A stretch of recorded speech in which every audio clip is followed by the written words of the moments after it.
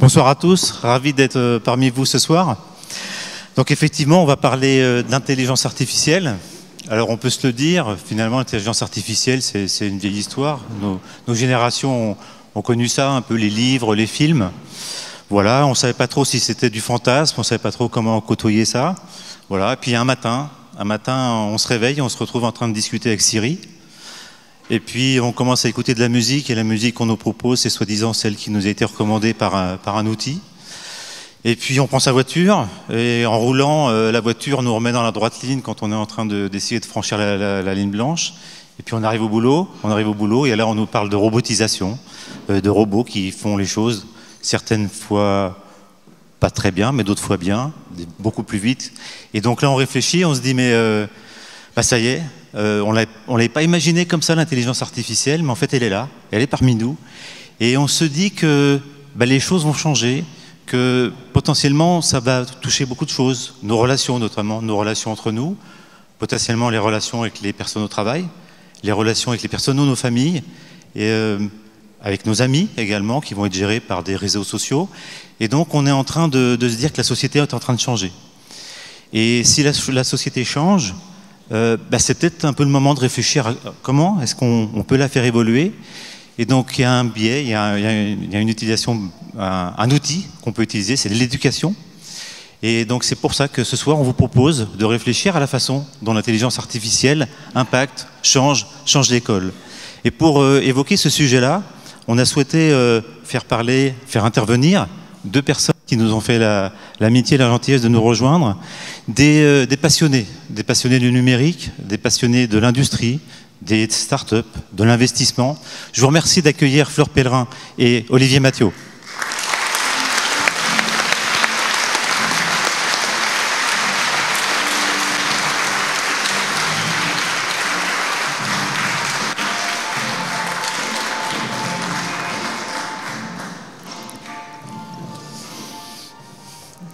Merci à vous deux. Vous êtes très connus. Je vous propose de faire un bref jalon de vos histoires et de vos parcours. Fleur, après vos études à l'IEP et à l'ESSEC, et au sortir de l'ENA, vous avez rejoint la Cour des comptes. Vous avez mené une carrière politique. Et ensuite, en 2014, vous avez été nommé ministre délégué au PME, à l'innovation et à l'économie numérique. 2014.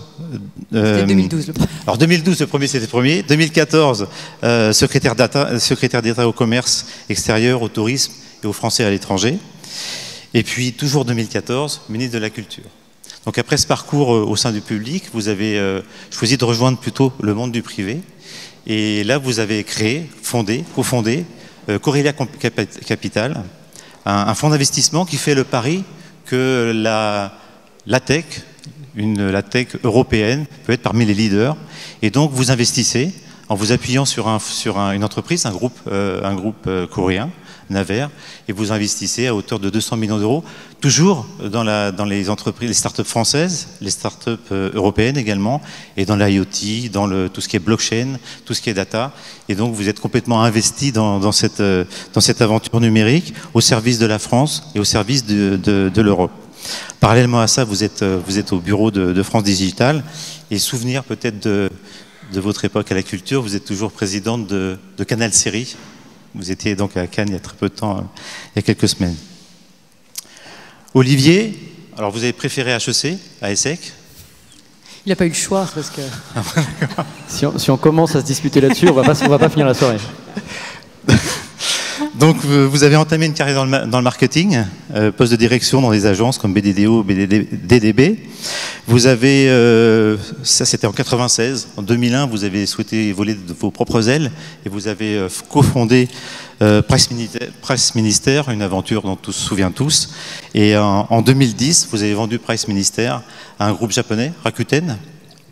Et à ce moment-là vous êtes devenu CEO France de Rakuten et vous aviez également un poste d'executive officer. 2012, un souvenir peut-être, les pigeons, peut-être vous étiez porte-parole, je crois, du mouvement, vous étiez peut-être rencontrés à ce moment-là, je ne sais pas. Si, nous sommes croisés à ce moment-là, il y avait une initiative excellente de la ministre qui avait été de créer les assises de l'entrepreneuriat, qui avait permis de rassembler à la fois les entrepreneurs, le monde civil, le monde politique, le monde administratif, en réaction aux pigeons.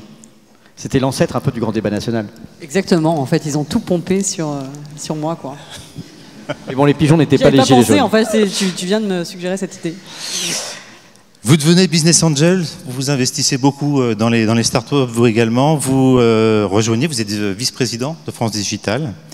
Voilà, jusqu'en 2018 où vous rejoignez The Camp. Alors The Camp, c'est un campus à Aix qui a pour objectif de faire travailler ensemble les pouvoirs publics, les groupes industriels, les startups, avec une vocation, c'est de réfléchir à l'innovation, de réfléchir ensemble à l'innovation. Voilà vos parcours. Dites-moi si j'ai fait des bêtises. N'hésitez pas à corriger si jamais il y a le moins de soucis. 20 sur 20.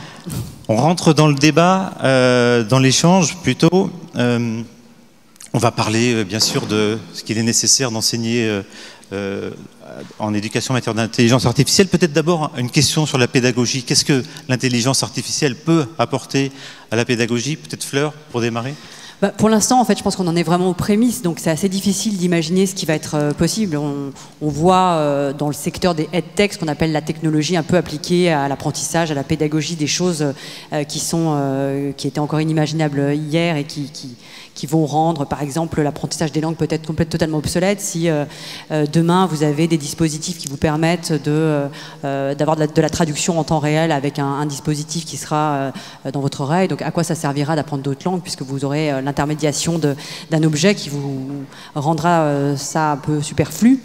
Donc je pense qu'il y a ce que je trouve très intéressant dans cette réflexion sur la pédagogie, le fait d'apprendre, le rapport à la culture, le rapport au savoir, c'est que finalement on a le sentiment que l'intelligence artificielle, l'automatisation peuvent rendre un certain nombre de choses superflues pour demain, et donc il y a une vraie interrogation à avoir sur la nécessité du savoir, ce qu'on appelait le bon père de famille ou de l'honnête citoyen, bien maîtriser l'orthographe, bien maîtriser un certain nombre de langues, peut-être aussi les mathématiques de base, le calcul mental. Est-ce que tout ça est bien nécessaire quand on peut avoir tout sur son téléphone?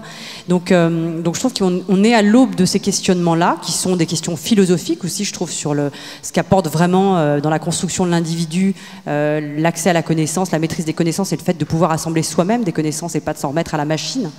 Et donc, pour ne pas répondre à votre question, qu'est-ce que ça va changer à la pédagogie? Je pense qu'il y a un terrain absolument infini d'innovation possible, mais que le premier questionnement, ça doit être aujourd'hui, qu'est-ce que le savoir, qu'est-ce que la connaissance, et qu'est-ce qu'un homme et qu'un être humain et une intelligence naturelle et pas artificielle doit maîtriser comme savoir de base pour vivre en société, pour réfléchir par soi-même et pour avoir une autonomie de décision dans les grands moments de sa vie, quoi. Alors, on va traiter tout à l'heure des compétences qu'on souhaite enseigner avec l'intelligence artificielle, mais en ce moment, on constate, parce que ce soir, je parle à des professionnels, mais je pense que je parle également à des parents, je pense que je parle également à des citoyens, et donc on est tous confrontés à nos enfants qui ont un rapport qui évolue avec l'école, qui est un peu distant. Est-ce que vous pensez que sur cet aspect-là, avec l'intelligence artificielle, ça permet peut-être de faire évoluer un peu également les choses et d'entamer de nouvelles expériences? Peut-être Olivier? On observe, on est dans un moment qui est un moment de conflit de génération extrême. On le voit on caractérise d'ailleurs les générations par des X, Y, Z, millénials, donc on met déjà l'algorithmie en qualifiant les générations qui se succèdent. Mais le conflit de génération est réel, on l'observe quand j'ai eu de longues années d'expérience dans le e-commerce, donc il fallait que j'adresse des messages à des clients à travers du marketing, et on voit qu'effectivement les réactions selon les âges, les niveaux de culture, mais surtout les générations, dans le rapport à l'outil, le rapport aux écrans et donc aujourd'hui à l'intelligence artificielle, a considérablement évolué. Donc on a vraiment tendance, probablement nous-mêmes, à être assez réac en fait. Je dis pas ça pour vous, je dis même ça pour moi, mais peut-être pour quelques-uns, malgré nous. C'est-à-dire qu'on a plutôt tendance à se dire, comme le disait Fleur, que probablement c'est pas forcément inutile d'apprendre à compter ou d'apprendre l'orthographe, et donc c'est parfois désespérant de voir des enfants qui lisent plus ou qui effectivement n'auront peut-être plus besoin d'apprendre les langues étrangères parce que l'intelligence artificielle va traduire en temps réel, et puis il y a des domaines d'application du langage naturel qui sont troublants. Donc la réalité de ce qui se passe à l'intérieur de ce conflit de génération, c'est qu'il faut arriver à comprendre profondément, à mon avis, ce que ça change dans le rapport au monde, à la société, à la politique, parler de philosophie aussi, mais il y a un point qui est finalement que l'intelligence artificielle en tant que telle, on parlera tout à l'heure des nouveaux métiers, c'est aussi des nouvelles techniques de pédagogie, pour revenir à la pédagogie, et on voit maintenant des enfants qui apprennent par eux-mêmes, et cette rupture de génération, elle est très forte, et on essaie d'y réfléchir aussi justement à The Camp, où c'est un campus, donc on se pose des questions sociétales, et le rapport de génération fait, ce que je dis est une banalité, mais il ne faut pas l'oublier qu'on a des enfants aujourd'hui qui apprennent plus vite que les parents sur un certain nombre alors pas forcément l'histoire-géographie ou pas forcément les matières traditionnelles, mais ils apprennent d'autres compétences, on va dire des skills, soft skills ou hard skills, plus rapidement. Certains passent du temps sur YouTube, on en parlait tout à l'heure au moment de l'apéritif, donc le self-learning, apprendre par soi-même, le peer-to-peer learning, apprendre par ses pairs en se posant des questions, sont des techniques de pédagogie comme à l'école 42 ou dans les écoles de type Epitech où il n'y a plus besoin de professeurs, c'est la promotion supérieure qui donne quelques conseils à la promotion inférieure et ils doivent se débrouiller, et donc c'est une sorte de sélection naturelle de la capacité d'apprendre et à s'adapter. Et donc il y a des nouvelles formes d'intelligence qui passent par l'image, par l'intelligence artificielle, par la compréhension. Et donc, moi, je ne suis pas inquiet de ça, mais quand je le vois sur mes enfants, c'est effectivement, il y a toujours cet aspect angoissant on ne sait pas exactement vers quoi ils vont. Et par définition, on ne le sait pas de toutes les façons. Et quand on parlera des métiers, on verra aussi qu'il y a un certain nombre de métiers dont on ne sait même pas qu'ils existaient il y a 1 an ou qu'ils existeraient.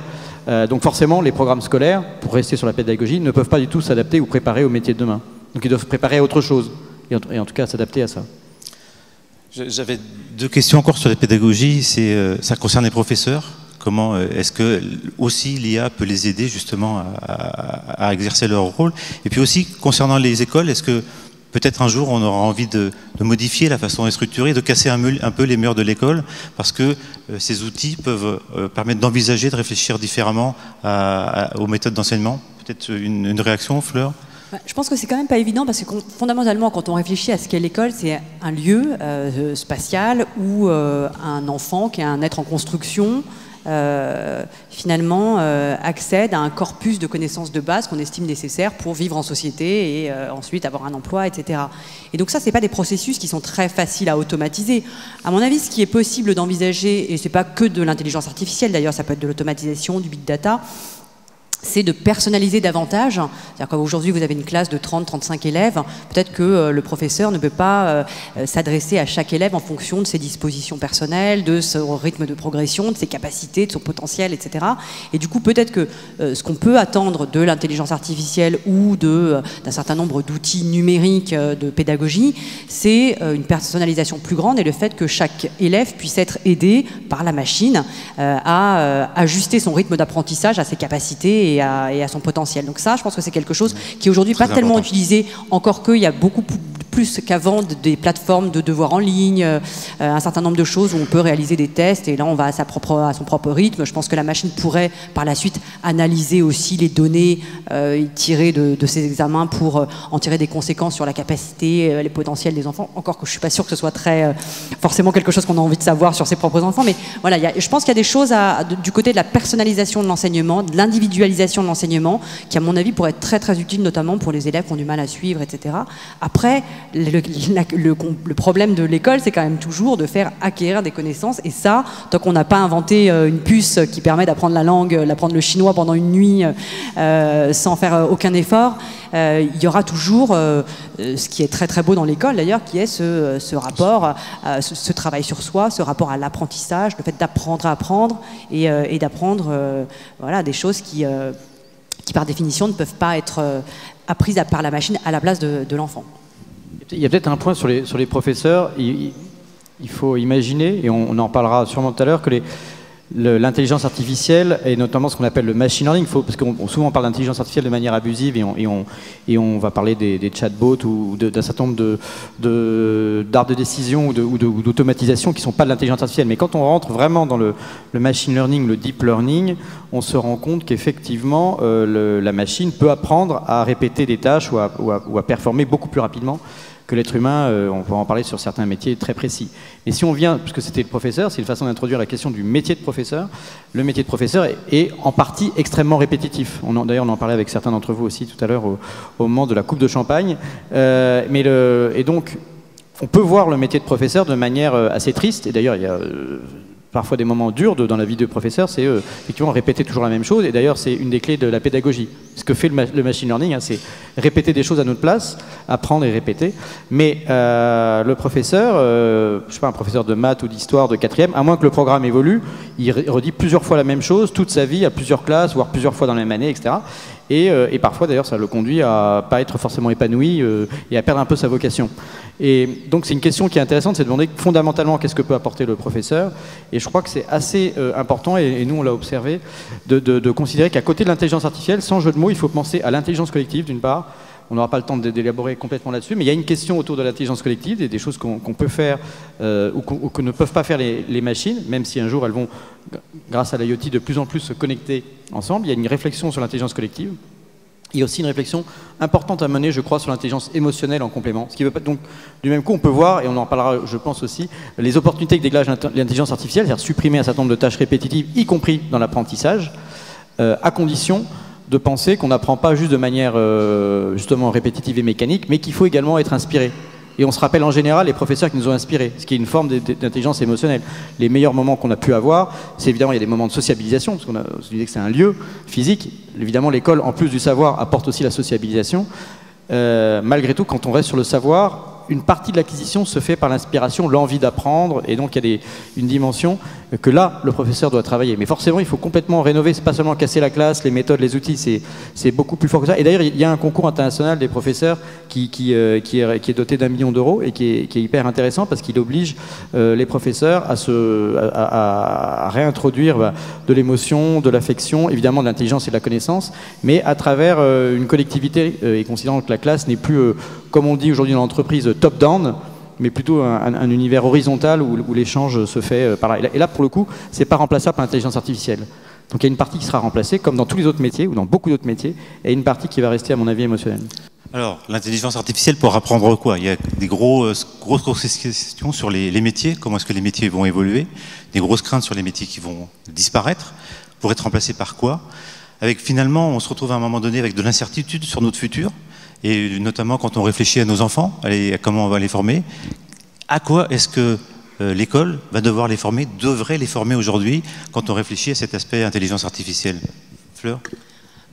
Déjà, moi, je pense que ce qu'il faut absolument faire, c'est leur permettre de comprendre leur environnement. C'est-à-dire qu'aujourd'hui, se dire, bon, puisque la machine demain fera tout, pas la peine de comprendre ni la grammaire de base de la vie en société, ni la grammaire des choses, ni la grammaire des langues, etc.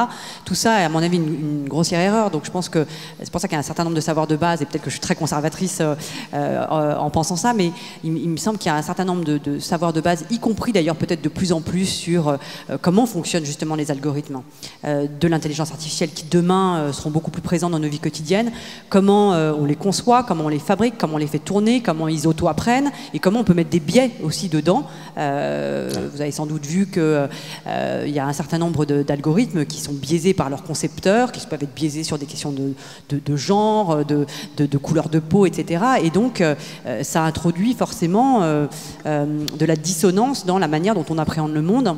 Et ça, je pense que nos enfants doivent pouvoir le comprendre. Ils doivent pouvoir comprendre comment les machines fonctionnent pour se faire leur propre idée et leur propre interprétation, leur propre analyse du monde qui les entoure. Donc ça, à mon avis, ça restera très important. Et après, il y a des choses plus microéconomiques sur quels seront les métiers demain. On parle beaucoup de data scientist, enfin computer vision, enfin toutes les disciplines qui aujourd'hui sont très importantes pour fabriquer ces algorithmes, les comprendre, etc. Sont évidemment des disciplines pour lesquelles on va bientôt manquer de ressources. Il y a déjà aujourd'hui des signes avant-coureurs d'une compétition mondiale des talents et de brain drain un peu, donc de captation des ressources humaines par les grandes entreprises qui essayent d'avoir auprès d'eux tous les plus grands experts et les plus grandes compétences en la matière. Donc c'est vrai qu'il faudra aussi penser notre système global de formation en fonction de ce que seront les besoins de l'industrie de demain dans ces domaines qui vont exiger beaucoup de compétences. J'ajouterais peut-être une chose, c'est que quand vous parlez des emplois, il y a une question qui est l'évolution des jobs actuels, et ça on peut les prendre un par un, et je parlais des jobs répétitifs, mais on sait que le job de médecin, par exemple, bien il demande de très très longues études, est très fortement menacé par l'intelligence artificielle au sens métier. Après, il y a d'autres tâches à opérer et le médecin a une valeur ajoutée. Mais enfin bon, on sait que dans beaucoup de diagnostics, évidemment, la reconnaissance d'image et d'autres, sur beaucoup de protocoles, reconnaissance de signal sonore, etc. En cardiologie, bon, il y a plein maintenant de startups et c'est un marché très compétitif dans le domaine de l'intelligence artificielle. C'est vrai dans le domaine des juristes. Il y a des startups maintenant qui savent vraiment lire la jurisprudence. Donc c'est aussi des métiers dans lesquels il y a des années d'études. Donc je prends exprès deux métiers qui ont l'air protégés par rapport à la robotisation, à l'automatisation, à l'ère industrielle. Là, on parle de deux métiers qui sont des métiers plutôt évidemment de services, profession libérale, etc. Et en fait, ils sont extrêmement menacés parce qu'une grande partie des tâches sont répétitives et demandent un apprentissage très très très très long. Alors qu'évidemment, l'intelligence artificielle va beaucoup plus vite sur la reconnaissance. Il faut se rappeler qu'il faut très peu de temps à un enfant pour reconnaître un chat. Si on lui montre une fois un chat, il reconnaîtra rapidement beaucoup de chats plus tard. Et en revanche, une intelligence artificielle, il va lui falloir absorber pas mal d'images de chats ou d'arbres, ou etc., avant de dire que le prochain est un chat ou un arbre. Ça lui prend du temps. Mais après, une fois que la machine a appris, elle va beaucoup plus vite dans la réalisation des tâches qui peuvent être associées à son apprentissage. Et j'ai vu que par exemple, dans l'apprentissage même des comportements, la lecture des comportements, on gagnait maintenant aujourd'hui du temps sur, je ne sais pas si vous avez vu cette nouvelle passer, mais c'est intéressant. Je donne un exemple très précis, c'est le métier de chien d'aveugle. Donc pour dresser un chien d'aveugle, ça prend une dizaine d'années, ça coûte, je ne me rappelle plus le prix, mais extrêmement cher. Et une des choses qui coûte très très cher, c'est qu'il faut sélectionner les chiens à la naissance pour qu'ils soient capables, et on va quand même leur confier la vie d'un être humain. Et aujourd'hui, par l'intelligence artificielle, on arrive à reconnaître des comportements de chiots et à multiplier par 10 la précision de sélection des chiens d'aveugles au moment de la naissance par de l'étude comportementale et des caméras qui les filment à la naissance. Et donc on divise par 10 ce métier, le coût en fait, de la formation des chiens d'aveugles. Et il y a plein comme ça aujourd'hui, y compris dans la lecture de texte, dans la lecture d'images, maintenant de l'apprentissage par la machine, de la reconnaissance d'émotions, par la lecture des emails, de savoir quel est l'état des gens, ce qui peut nous amener à la personnalisation évidemment dans l'éducation, de mieux comprendre les personnes qui sont en face. Donc ce qui marche sur les animaux va marcher petit à petit sur les êtres humains. Il y a quelques personnes qui essaient d'être rassurantes en disant mais vous inquiétez pas, de toute façon il suffit de former vos enfants aux soft skills. Ça vous dit quelque chose? Vous avez un avis là-dessus ou pas? Oui, mais enfin, les soft skills, ça veut dire, c'est par opposition aux maths, à la physique, etc. C'est des savoir-être, des savoir-apprendre. Moi, ça, je pense absolument indispensable de former nos enfants. Alors, c'est plus facile à dire qu'à faire, mais de les former à avoir cette espèce d'agilité qui leur permettra de continuer à apprendre toute leur vie. On voit bien que c'est pas facile à tous les âges de la vie de se mettre à apprendre une nouvelle langue ou à changer complètement d'environnement professionnel ou à travailler dans un environnement culturel qui est différent. Et je crois que demain, compte tenu de la vitesse dans laquelle des disruptions ou des évolutions de l'économie, de l'environnement, etc. Je pense que ça sera très important pour les gens de s'adapter, de savoir s'adapter à des environnements culturels et professionnels différents. Et ça, je pense que ce sont des soft skills. Je pense que notre génération y était mieux formée que celle de nos parents, mais sans doute moins que celle de nos enfants. Et ça me paraît être des soft skills. L'agilité, le rapport à l'échec, le rapport qui ne sont pas évidents à apprendre parce que ça ne fait pas l'objet d'un programme scolaire, mais qui me paraissent devoir faire l'objet d'une réflexion approfondie pour qu'on puisse les inculquer aux générations qui viennent. Ouais. Vous avez parlé de courses, vous avez parlé de talent. D'ores et déjà, sur beaucoup des métiers que nous utilisons, il y a des problèmes de ressources. Est-ce que vous auriez une baguette magique, une ressource particulière, une façon de faire particulière pour aller plus vite, pour industrialiser ces formations et faire que on ait enfin les ressources nécessaires pour avancer sur nos projets? Enfin, il y a quand même une question de volonté politique parce que c'est très compliqué d'anticiper les métiers de demain. Donc, en revanche, on peut quand même former à certains talents et donc des compétences. Mais il y a trois catégories. Il y a des métiers qui vont réellement disparaître, on le sait bien, et c'est ce qui nous angoisse en partie, c'est de savoir qu'il y a des métiers qui vont disparaître. Mais encore une fois, on se rappelle tous que le métier de porteur de glace n'existe plus depuis qu'il y a des réfrigérateurs. Donc il y a beaucoup de métiers qui ont disparu dans les 2 ou 3 révolutions industrielles précédentes. Et on peut en citer plein. Et très souvent, on utilise cet argument pour dire que oui, c'est un processus de destruction créative de type de type schumpeterien. C'est-à-dire qu'on est dans cette période où on est en train de détruire plus de jobs qu'on en crée. Mais la réalité, c'est qu'on n'est pas en train de former suffisamment de jobs sur les futurs métiers. Donc il y a ceux qui disparaissent, il y a ceux qui évoluent, type médecin, avocat, comme je le disais à l'instant, et puis après il y a les nouveaux métiers. Il y a une typologie d'énormément de métiers qui sortent aujourd'hui dans les études de McKinsey et d'Accenture et qui sont les métiers de demain typiquement associés aux questions d'intelligence artificielle, à l'intérieur desquels il y a des vrais chercheurs data scientists, et aujourd'hui on n'en compte que quelques centaines de milliers dans le monde entier. Il y a très peu de chercheurs d'intelligence artificielle. Et il en faut plus de 10 fois plus. Juste pour les chercheurs, ça c'est pour les très hautes compétences. En revanche, il faut également produire ce qu'on appellerait, peut-être pas le terme, je l'employais quand on préparait en discutant avec eux, mais pratiquement les ouvriers aussi de l'intelligence artificielle. C'est-à-dire qu'il y a un certain nombre après de gens qui vont être ceux qui apprennent à la machine à répéter un certain nombre de tâches, par exemple. Et donc, en fait, la réalité, c'est qu'on a besoin de créer...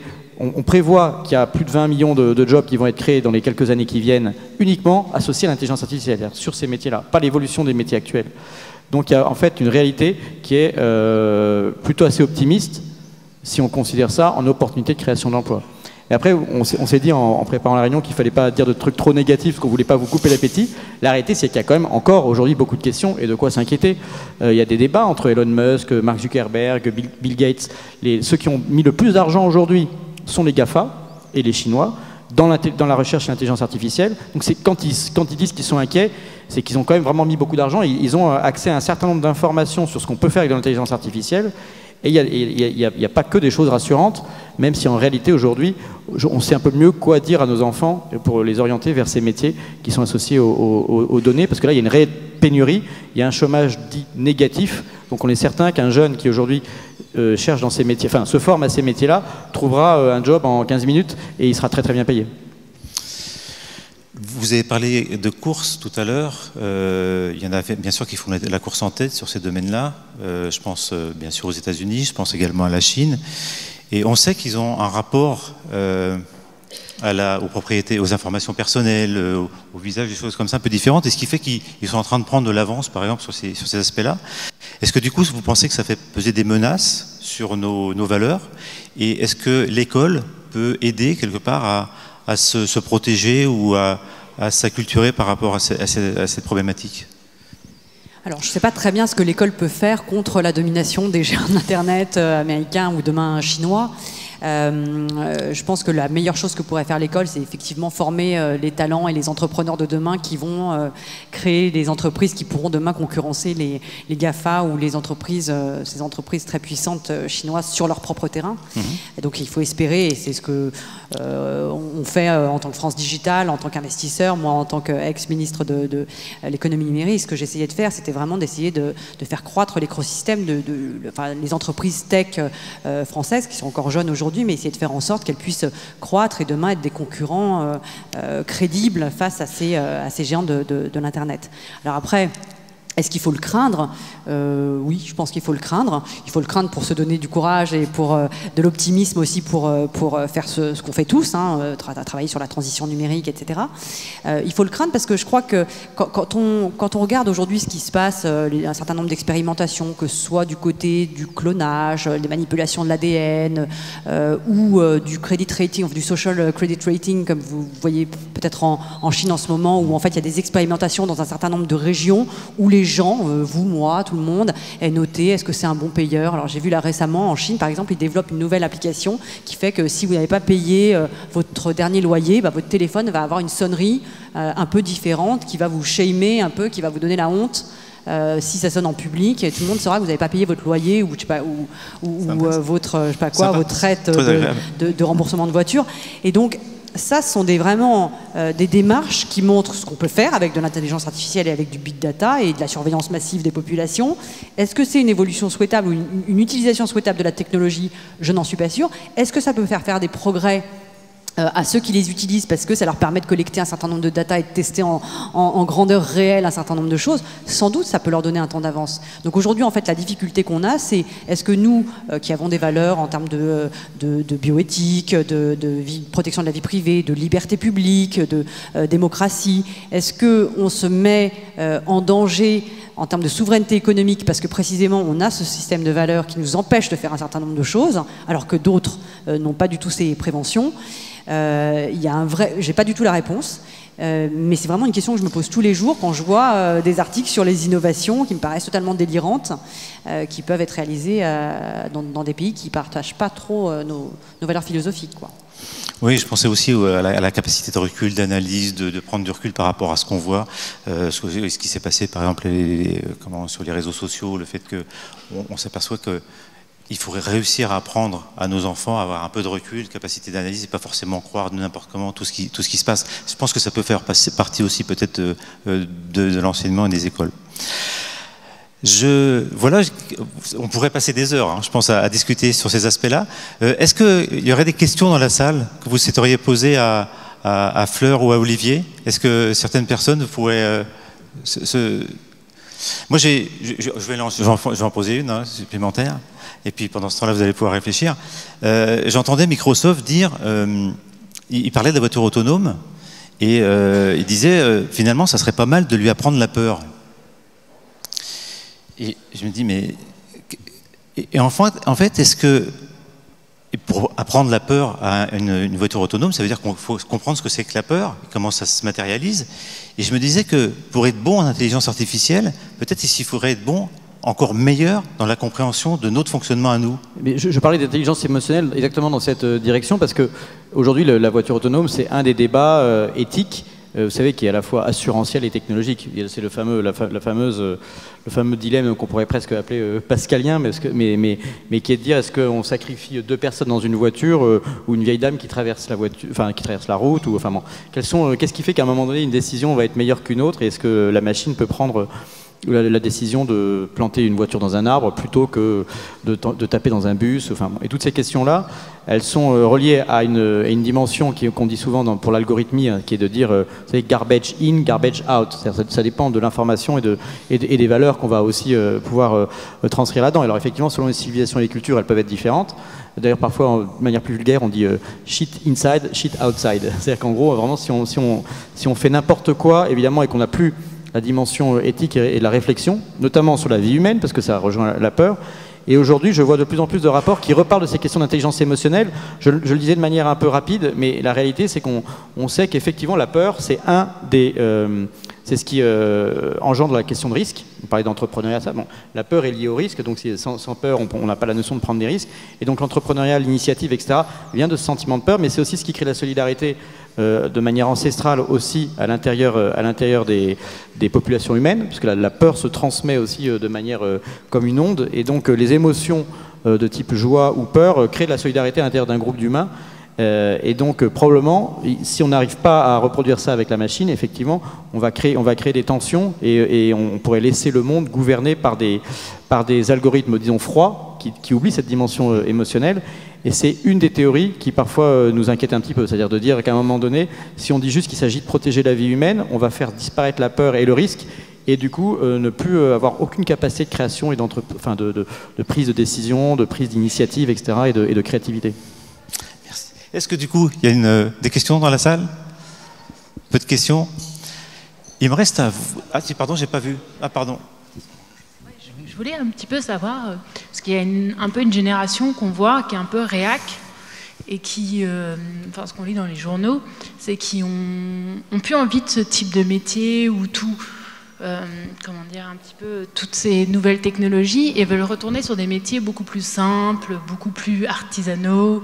Et en fait, comment vous voyez ce conflit un peu entre cette nouvelle génération qui est décrite dans les journaux, justement qui a plus envie de ces métiers qui considèrent un peu comme un non-sens et reviennent sur des métiers complètement différents, et cette avancée en parallèle technologique qu'on a, et voilà, comment vous voyez un petit peu ce problème générationnel Enfin moi ça m'étonne pas du tout, parce que je pense que c'est vraiment une réaction, parce que la rapidité a été, enfin quand vous regardez le rythme de la dernière révolution industrielle et le rythme de la révolution technologique, les choses sont allées tellement infiniment plus vite que ça peut avoir ce côté un peu anxiogène, et ça peut avoir un côté aussi déshumanisant, et où on perd aussi le sens des rapports humains, et où on regarde la télé sur Netflix tout seul sur son téléphone plutôt que d'être dans une salle de cinéma. Et donc je pense qu'il y a des gens qui ont besoin de retrouver très très fortement un sens collectif, un sens de projet commun à leur vie. Donc je suis pas du tout étonnée qu'il y ait ce mouvement de balancier, et à mon avis ça va continuer, le fait qu'il y ait même cette recherche de sens dans les générations qui aujourd'hui choisissent leurs orientations professionnelles ou leur position professionnelle en fonction du sens qu'a leur entreprise ou qu'a leur métier. Je pense que tout ça est lié. Et je réfléchissais tout à l'heure quand on parlait de l'automatisation, des métiers qui aujourd'hui ne sont pas du tout soumis au gain de productivité, à l'automatisation, etc. Il n'y en a pas beaucoup en fait. Et moi, en tant que ancienne ministre de la Culture, il y avait un exemple que j'aimais beaucoup, c'était le spectacle vivant. Alors là, aucun gain de productivité. C'est-à-dire qu'aujourd'hui, vous allez à la Comédie Française, il y a autant de personnes qui sont impliquées dans une représentation d'une pièce de théâtre qu'à l'époque de Molière, ni plus ni moins, parce qu'il faut autant de personnes sur le plateau. Alors vous pouvez faire des artifices de scénographie ou de mise en scène, mais en gros, il n'y a pas de gain de productivité dans le spectacle vivant. Et il y a peu de métiers, il y a les métiers très très artisanaux, avec des savoir-faire très très précis, ancestraux, etc. Mais finalement, il y a peu d'autres métiers qui ne sont pas exposés à ces risques liés à l'automatisation et donc à la déshumanisation. Et donc aussi je pense dans la culture, dans l'artistique, à mon avis, pour les gens qui font ces choix de vie professionnelle, la volonté aussi peut-être d'échapper à cette espèce de mouvement de mondialisation qui est passionnante et enthousiasmante, mais qui peut avoir des côtés aussi parfois un peu... Je pense que ce qui est intéressant, il y a plein de choses intéressantes dans ce que tu dis, mais notamment le rapport au temps, à mon avis, explique quand même une partie de ce retour après, espèce de retour aux sources. Il y a eu d'autres moments dans la civilisation humaine où on a parlé de retour aux sources. Mais ce qui est vrai, c'est qu'aujourd'hui, il y a une tendance dans les startups que je regarde de près à être vers ce qu'on appelle les Fab Labs. Donc, c'est le fait de remettre les mains, de faire de la découpe, de la menuiserie, etc. Mais bien qu'il y ait aussi du coup, des imprimantes 3D, des découpes laser. Donc, il y a de la technologie, mais il y a quand même un retour au métier, disons, de charpentier, de construire des prototypes. Et du coup, on a nous, même d'ailleurs à The Camp, j'espère que vous viendrez visiter, on met aussi en place des ateliers où des cadres, des managers, etc. vont faire leurs prototypes. Imaginez le building du futur ou la voiture, etc. De faire un prototype, de faire une maquette réelle, enfin de quelque chose qu'on touche avec les doigts. Donc c'est ce qu'on appelle les makers, et on parle beaucoup de change makers. C'est une nouvelle tendance effectivement aux États-Unis qui va dans le sens de ce que vous dites. C'est refaire des choses avec ses mains. Et je pense que c'est lié à l'accélération du temps, parce qu'on parle toujours de révolution industrielle dans le numérique, mais elle va beaucoup plus vite que les révolutions industrielles précédentes. Je regardais là les chiffres. En 1957 est apparu le machine learning. En 97, donc le premier machine learning, c'était la première machine en 57 capable de reconnaître des lettres d'alphabet. Donc avec la reconnaissance visuelle, c'est le tout début. Et en 97, donc 40 ans après, Kasparov a été battu aux échecs, et ça c'était en seulement 19 coups. Et en 2016, donc 10 ans après, il y a eu l'affaire de Deep Blue, où là, évidemment, avec beaucoup plus de combinaisons. Et donc la réalité, c'est qu'on est dans une accélération, et qu'on était persuadé, il y a encore peu de temps, quand on en parle avec Cédric Villani, Laurent Alexandre, qu'on était beaucoup plus sur du machine learning, ce qu'on appelle la narrow, vous savez, l'intelligence artificielle narrow, c'est-à-dire étroite, très spécialisée. Et de plus en plus, on commence à se rendre compte que l'évolution technologique permet d'aller probablement vers des intelligences artificielles dites larges, donc beaucoup plus généralistes et beaucoup moins spécialisées, pas uniquement sur la répétition, ce qui donne après accès à la crainte de la singularité, de la création, parce que le spectacle vivant, certes, mais il y a aussi des machines dans la créativité. On est tous les deux amateurs de gastronomie. Bon, il y a des machines qui savent faire des recettes de cuisine, donc basé sur l'organolepsie, etc., ou évidemment de l'art pictural, ou de la musique. Alors, pas par rapport à ton oreille aiguisée, mais de faire une sonate à la Bach. Alors, peut-être pour un très grand musicien, il reconnaîtrait la différence. Mais enfin, donc on voit bien que c'est en train de se déplacer, et donc du coup, le besoin de revenir vers des choses plus manuelles et plus simples, c'est parce qu'à un moment donné, encore une fois, si on apprend à travailler dans ces technologies, on sait très bien que ce sera très très rapidement obsolète. Donc on a aussi besoin de revenir à qu'est-ce qu'on peut faire fondamentalement de nos mains, de notre voix, etc. Merci pour cette question qui nous a permis de conclure une réflexion sur l'intelligence artificielle, sur les travaux manuels. Je n'avais pas du tout prévu ça. Merci à vous deux de vous être prêtés à cet exercice. Merci à vous. Merci. Très bonne soirée à tous. Bonne soirée.